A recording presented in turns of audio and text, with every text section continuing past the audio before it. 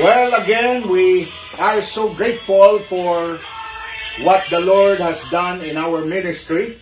We welcome each one of you tonight. Medyo mainit-init ang ating topic ngayong gabi. Lalong-lalo na maraming confusion concerning the coming election. And politicians are getting into this chaotic promotions of their plan to run for an office, a public office. So ngayong gabi, stay with me until we finish the lesson, dahil ito po ay may kaugnayan sa darating na election at ano ba ang ating role as believers. Hindi naman po ako namumulitikan. I will not be promoting some politicians here. Ang bibigyan ko lang ng diin paano tayo pipili ng tama according to God's standard. Dahil minsan ay sinusunod na natin ang gusto ng tao, not considering the will of God, not even praying for God's guidance. And that's the reason na nagkakaproblema po ang ating nasyon. Ang sabi ng banal na kasulatan na bilang mga anak ng Diyos and citizens of this republic, ay kailangan din natin makialam in terms of how to choose a leader. Papaano tayo magpili ng isang leader na karapat-dapat. Leader na talagang masabi natin na based on the criteria, based on the Word of God. So yan po ang ating pag-uusapan. Today's topic is choosing a leader. Ito po ang pinaka-topic natin ngayong gabi. Sasabihin mo, malayo pa naman ang election. Pastor Bernales, bakit dinadala mo na ang topic na ito? I think mas mabuti yata na simulan natin habang maaga pa para we have time to pray, we have time to plan, we have time to choose para pagdating ng araw ng halalan ay ready na tayo. Hindi tayo double-minded, hindi tayo alinlangan sa ating mga desisyon. So may mga 8 months pa po bago ang halalan. So meaning may 8 months pa po tayong mag-pray, 8 months na mag-observe sa ating palibot, lalong-lalo na po sa mga politicians na nakasalang na ngayon. Marami na sa kanila ang naka-file na ng COC. I think this is the last day.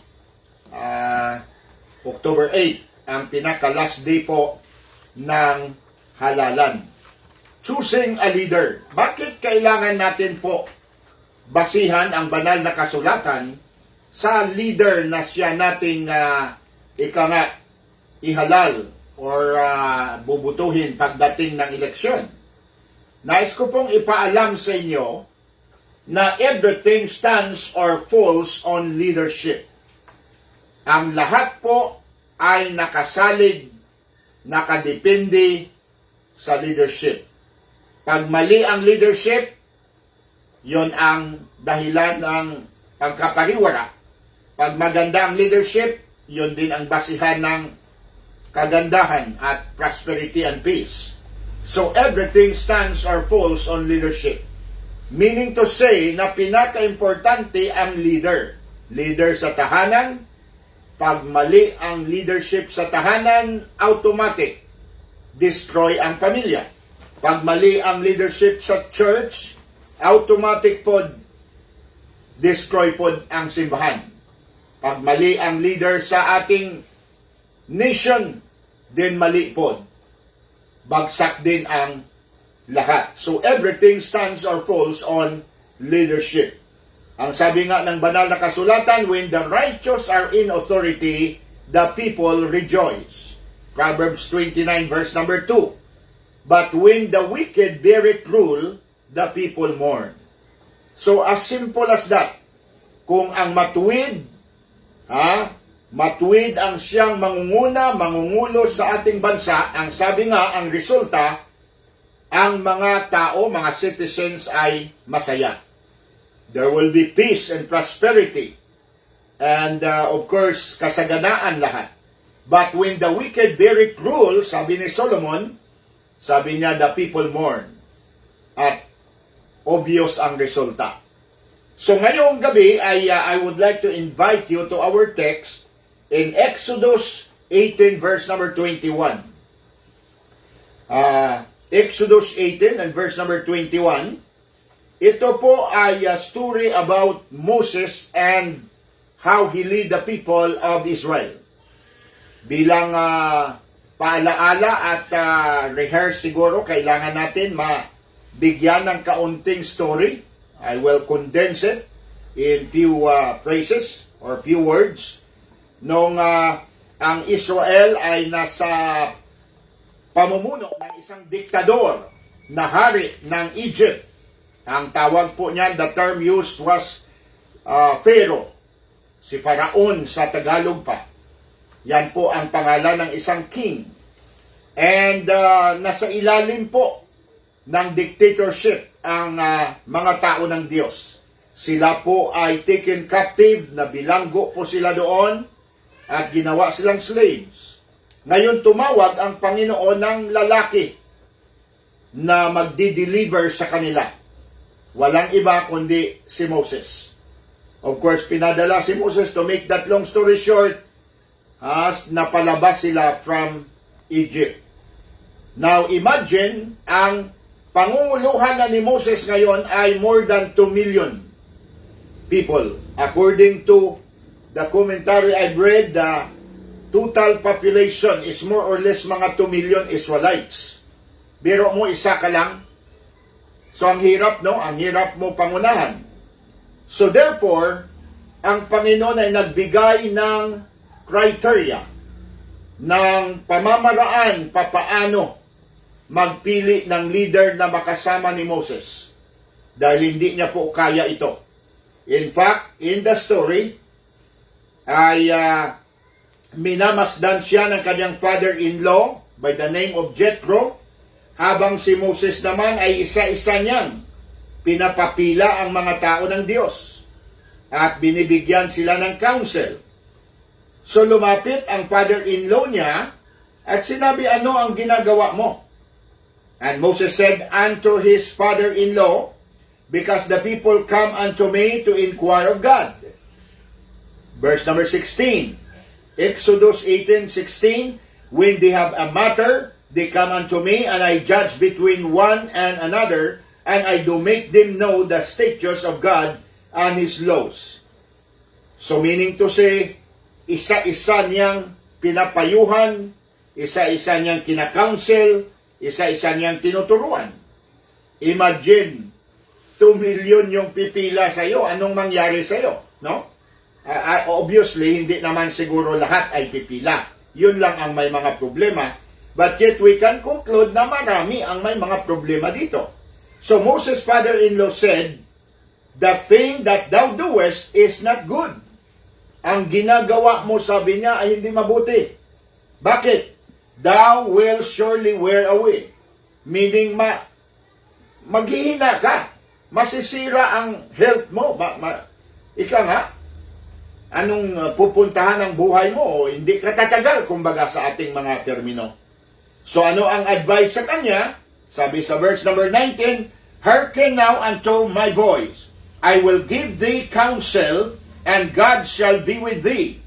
Be thou for the people to Godward, that thou mayest bring the causes unto God, and thou shalt teach them ordinances and laws, and shall shew them the way wherein they must walk, and the work that they must do. Magandang advice sa kanya. At ang sabi niya, ito ng ating text, moreover, thou shalt provide out of all the people able men, such as fear God, men of truth, hating covetousness, and place such over them to be rulers of thousands, rulers of hundreds, rulers of 50s and rulers of 10s. So kita ninyo po ang democracy at may chain of command. Mula si Moses doon, hindi siya dapat diktador.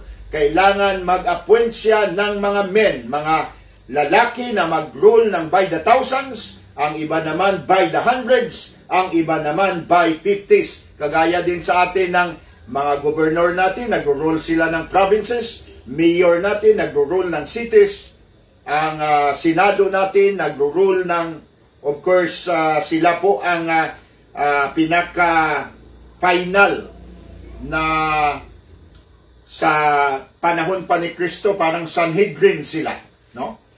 Pwede nilang i-judge ang Supreme Court Justice, Secretary of the Supreme Court, or the Chief Justice rather. Nangyari na po yan, na walang pinakamataas na tribunal. Totoo po na ang Supreme Court ang pinakataas as far as the three divisions of our government, executive, legislative, and parliamentary. But, of course, alam natin na ang pinakamataas na tribunal sa oras na may lilitisin na pinakamataas na posisyon sa gobyerno ay ang Senado. So, sila ang nag-rule. So, ganito po ang nangyayari. I think you know what I'm talking about. So, ang sabi ng father-in-law niya, ganitong gawin mo, maghanap ka ng mga lalaki. At dito natin titignan, based on the Word of God, titignan natin ang biblical way of choosing a leader. No? Biblical way of choosing a leader. Now, dito po ay makita natin ang criteria ng isang leader. Number one, he must be intelligent. Kailangan may laman ang dito. Napakalungkot po na dito sa ating nasyon, everybody is entitled, basta Pilipino ka at ganito ang edad mo, pwede ka nang tumakbo. Well, I agree na lahat ay qualified magtakbo basta tama sa edad at tama sa residency mo, pero hindi lahat naman ay pwede. Pwede kang mag-apply pero hindi naman qualified para mag-run ng ating gobyerno. Hindi lahat. Pwedeng magboksingero ang lahat, no? Pwedeng maging boksingero, but it takes one to have the talent and the gift, the ability para manalo. Hindi porke alam mo nang magsuot ng glove ay sasabak ka na sa boxing. Hindi ibig sabihin na qualified ka magpresidente, pwede ka na. Okay, pwede ka nga mag-file, pero hindi ibig sabihin na ang lahat ay pwede na magpresidente. Yan po ang kamalian ng iba. Pag tinatanong mo bakit nagpresidente siya, hindi naman siya qualified. Karapatan ng lahat yon, sabi nila. Yes, may karapatan tayong lahat. As long as ma-meet natin ang requirements doon sa, kagaya nga ng nasabi ko, ang edad, hindi naman pwede yung below sa edad na required ng COMELEC, and then siya po ay resident ng Pilipinas. O marami naman ang kwan dyan. Ika nga, nandyan sa criteria na yan, pero hindi lahat ay pwede magpresidente. Qualified ang janitor, pero hindi siya pwedeng magpresidente. Qualified ang boksingero, pero hindi siya pwedeng magpresidente kung wala siyang intelligent, no? Kailangan ng intelligence, and then number 2, honest. Number 3, creative. Number 4, confident. Number 5, driven. And then courageous. Yun ang pinapakita po rito. But pupunta po tayo, himay-mayin natin ito. Ang sabi ng verse number 21, may 5 bagay po na binigay dito na kung nandirito po sa isang tao, ito ang dapat basihanan ng ating leadership, no? Ito ang dapat basihanan. Ito ang dapat natin gamitin to vote wisely. Kailangan po natin ang criteria na ito. Babasahin muli natin ang pinaka-text. Ang sabi niya, ito ang qualification, ha? Moreover, thou shalt provide out of all the people. Ano ang pipiliin ni Moses para mag-lead sa mga tao? Number 1, able men. Number 2, such fear God. Number 3, men of truth. And then number 4, hating covetousness. Napakasimple po ang binigay na batas upang papaano po tayo magpili sa halalan sa pagdating ng vote natin ng isang tao, lalong-lalo na ang presidente. Ito ay siya ang, kumbaga sa barko, siya ang kapitan, siya ang hawak ng timon. And once ang leader na ito na ilalagay natin ay diktado ng iba, o kaya walang intelligent, o kaya corrupt, o may mga dishonesty sa kanyang buhay, then mapapaliwara po ang ating tinatawag na nasyon. So, with this criteria, isa-isahin po natin ang requirements sa isang leader. Papaano tayo magpili ng leader? Kailangan pumasa siya ng leader with capability. Ang word na ginamit kanina, able men. The word able means he has the ability or capability to lead. Meaning may leadership na kwan siya, na masabi nating talent, mayroon siyang charisma to lead. Dahil kung wala po siyang leadership, diktado siya, o kaya bago siya magsalita,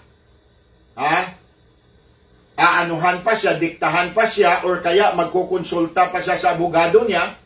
Wala namang masama magkonsulta, pero ang masama, bawat na lang desisyon mo, ikonsulta mo dahil hindi mo alam, iyon na. Malungkot sabihin na marami ang mga nag-file ng COC ngayon na walang capability.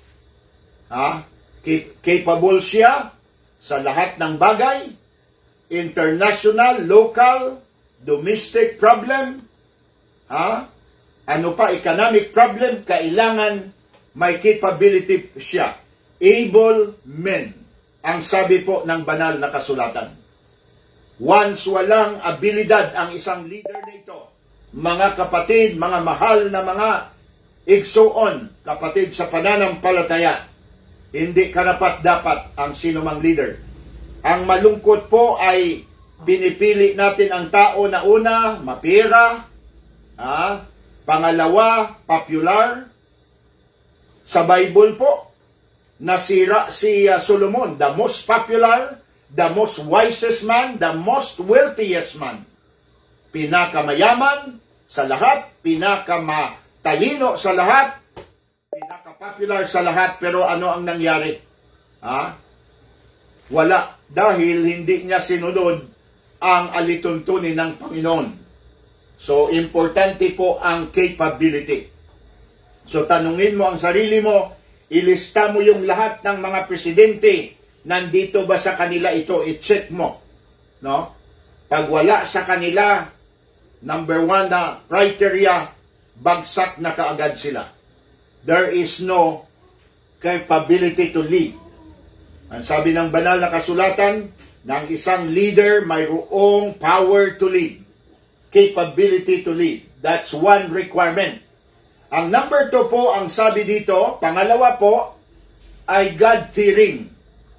Men, sabi na dito, babasahin ko muli, moreover, thou shalt provide out of all the people able men, such as fear God. Yung may takot sa Diyos. May takot sa Panginoon. Now, sa picture po ay tinutumba niya ang fear. Ang ibig pong sabihin niya na fear ay fear of man. Kasi po, marami sa atin, mas takot tayo sa tao kaysa sa Diyos. Natatakot tayo na hindi natin pagbigyan ang tao, natatakot tayo dahil sa maraming kadahilanan, we have fear of man more than fear of God. Ang sabi po ng banal na kasulatan sa Book of Proverbs, the fear of man bringeth a snare. Ang pagkatakot sa tao ay nagdadala ito ng trap.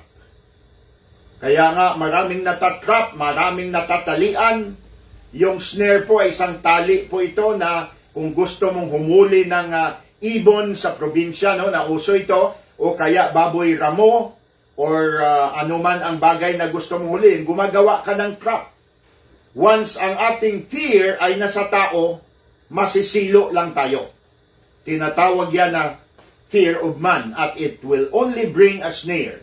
And that's why kailangan ang ating takot po ay takot sa Diyos.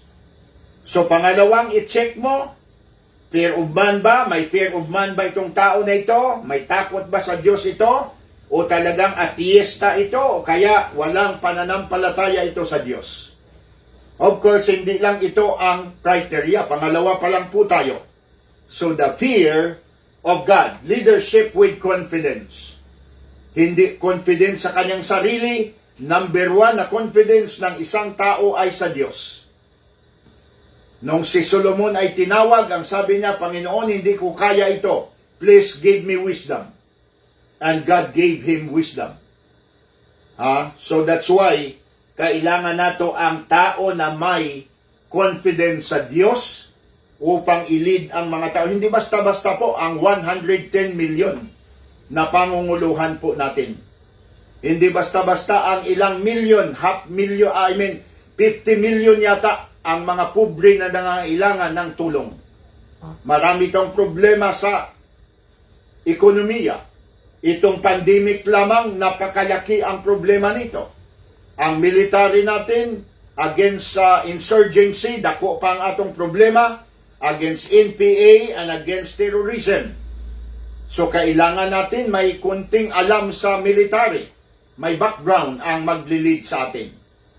Hindi ka nga lang naka ROTC o kaya baka Cub Scout ka lang, no? Or Boy Scout lang, paano ka mag-lead? So you must be a leader with confidence. Confidence to God. Sa Diyos ang pagtitiwala, hindi sa iyong sarili. Overconfident ang iba. Kahit na hindi qualified, talagang tatakbo. Ang iba naman, and I'm sorry to say na marami namang mga pastors nito, alam ko, ang kanilang layunin ay para lang makapangwarta. I know of many right now that are campaigning with another politician dahil ang sabi nila, pera-pera lang ito, maraming pera ang pakawalan ng politisyan na ito. Hindi na ako magpapangalan, kilala nyo na siya. Pera-pera lang. Pero alam nila na hindi qualified.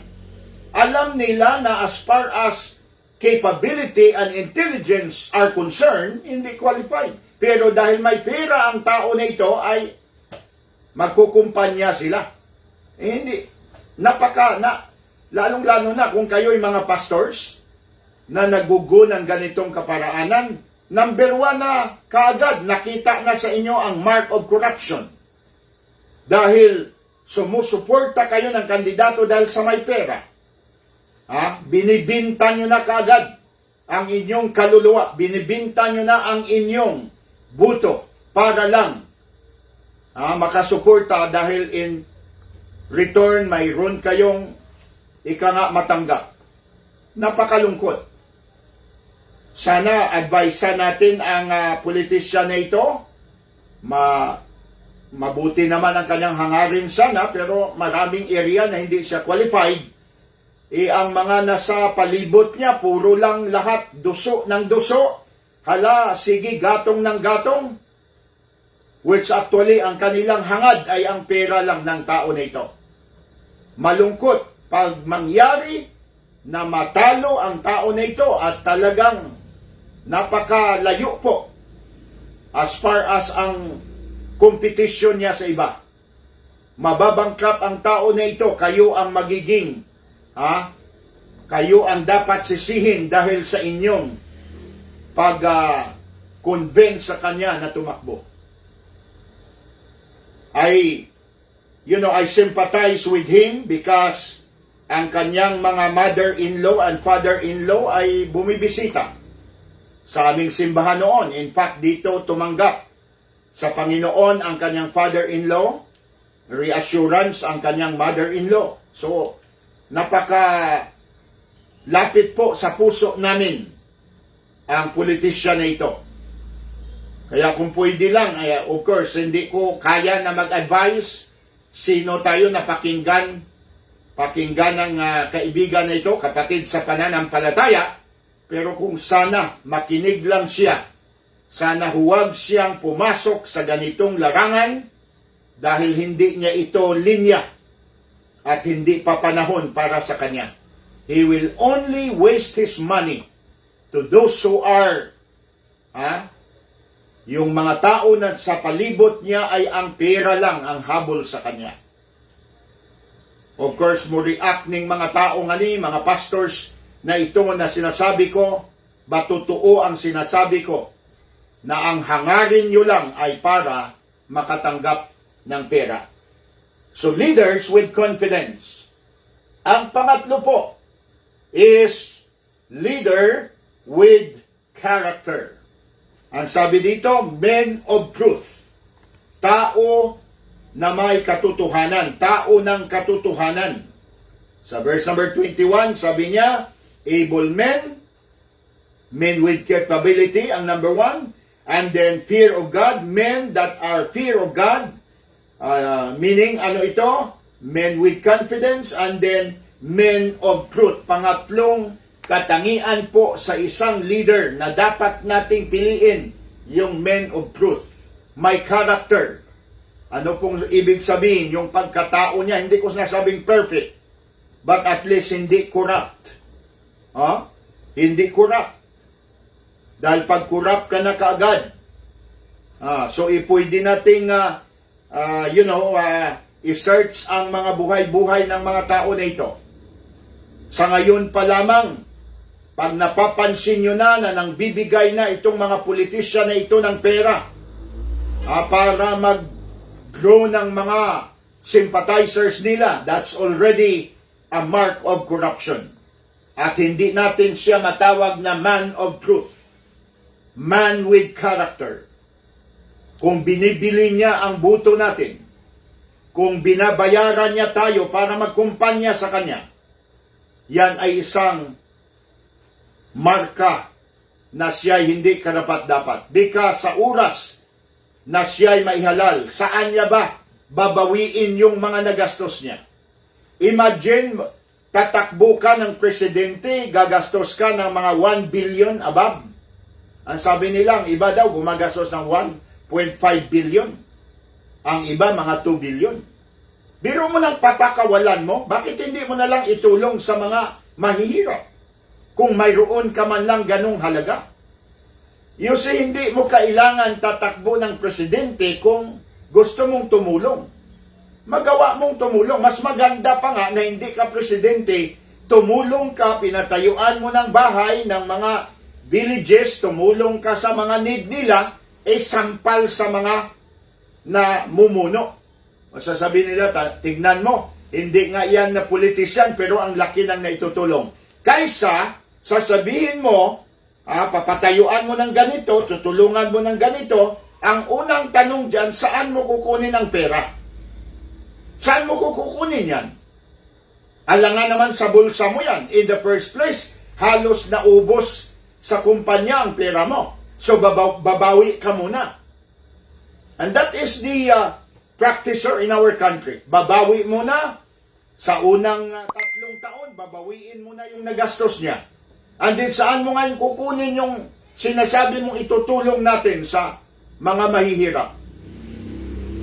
Una, kailangan kung sa pundo ng ating bayan, sa kaba ng bayan, that must pass through the Congress. Aaprubahin pa yon. Ilang bilyon kaya ang magastos para tulungan ang mahirap? Ang isa pang irony po dyan, tinuturuan natin ang mga tao na hindi na magtrabaho. Naalaala nyo pa yung Kapa kay Apolinario? Ayun, tatakbo daw siya ng senador. Ang mga magsasaka noon hindi na nagsasaka. Ang mga Cupra racer noon hindi na umakyat ng niyog. Ang mga farmer hindi na nagdadaro nga naman kay may Kapa.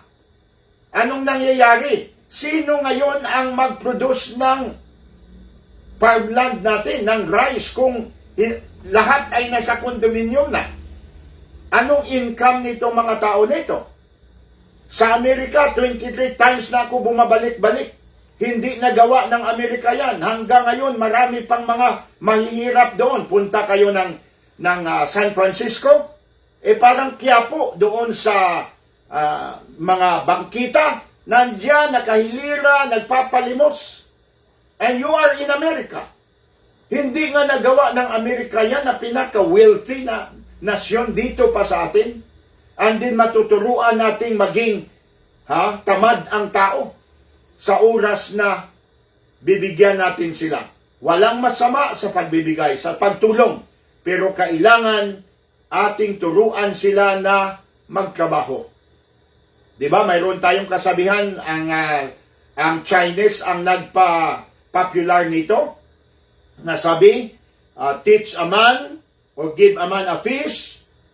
Bigyan mo siya ng fish. Pagkabukas, mangisda ka, bibigyan mo na naman siya. Sunod na bukas, bibigyan mo na naman siya. Kasi naghihintay lang siya sa'yo. Ang tanong ngayon, hanggang kailan ka manguha ng fish just to give the man? Siyempre, may limitasyon. Pero ang sabi, ang maganda sabi dyan sa kuha na yan, turuan mo siyang mangisda and he will be self-supporting until the end of his life. Hindi mo na kailangan pa napupunta doon para bigyan siya. Siya na'y marunong mangisda. Ganon po dapat ang leader. Marunong magbigay ng trabaho sa ating mga tao. Hindi yung bigyan mo na lang, pakainin mo na lang, sitting pretty na lang. Tinuturuan po natin na maging tamad. And then that is already corruption. Dahil ikaw naman ay maghanap ka ng pera para isuhol sa mga tao na ito. So, number 3, leader with character. Men of truth ang sabi sa pangatlong criteria. The last one is leader with contentment. Ang phrase na ginamit po dito, men who hate covetousness. Hating covetousness. Kinamumuhian, suko sa pagiging hangul. No? Kailangan may content po ang isang tao. Contentment. Kontentado ka, ikaw ay talagang hindi swapang, hindi talagang covetous. Mayroon na sa kanan, mayroon na sa kaliwa, gusto mo pang lahat. Pansinin ninyo ang mga politician, ilang mga mansions ito. Ano ang mga binibili na mga mamahalin na bagay?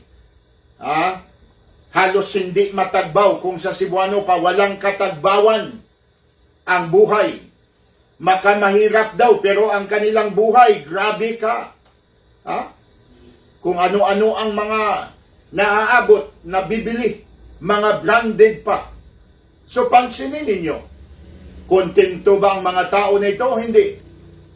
In fact, marami sa mga politicians natin, mayroon ng mga accomplishment sa buhay, popular na, pero bakit pumapasok pa sa politika? Dahil sa greed for power, ang kahangol sa gahom. Hindi kontento na popular na sila sa area na to, gusto pa nila pasukin ang ibang mga area sa buhay. So sana matuto po tayo. And as I close, leader of commitment. Ito ang pinakahuli na dapat po natin isaalang-alang sa ating pagpili. Komitado siya. Hindi siya komitado para sa kanyang sarili, hindi siya magpapayaman sa kanyang sarili, hindi niya kukunin ang pwesto na ito para lalo pa siyang sambahin ng tao. But ang commitment niya is to serve God, country, and people. Yan ang pinakamuto. Tatakbo sana ng party list ang battle against drugs. Pero medyo alanganin, hopefully baka sa sunod na election, dahil wala pang advokasya against illegal drugs na nakapasok po sa party list. So ipag-pray po ninyo yan. Wala akong minimiti. I'm not, looking for that $80 million na pork barrel. I'm not looking for popularity. Sa posisyon lang, bago nga lang ako na-promote na president ng Northwestern Christian University. Marami akong titulo. Hindi ko na hangad na magkaroon pa ng titulo. Ang hangad ko po ay commitment ko na paglingkuran ng ating bayan, ang ating Diyos, and of course, ang ating mga kababayan. So sana, ito po ang piliin nating 5 na mga criteria na sinasabi po ng banal na kasulatan. Kayo na rin ang mag-isip-isip basing on the 5 requirements. I-check ninyo, lagyan ninyo ang lahat ng mga pangalan na ito. Nandito ba sa kanila ito? Nandito ba sa kanila ito?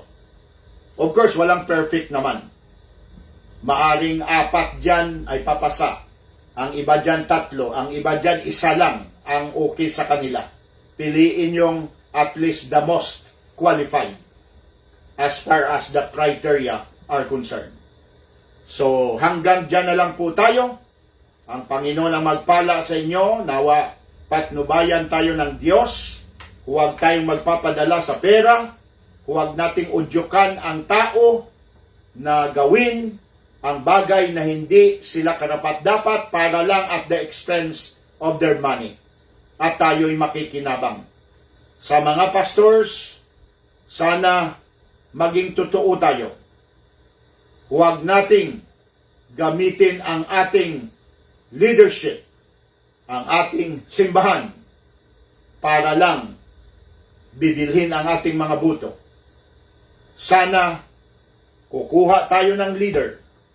Hindi man perfect, but at least isang tao na kayang iangat ang antas ng buhay ng Pilipinas at may future tayo.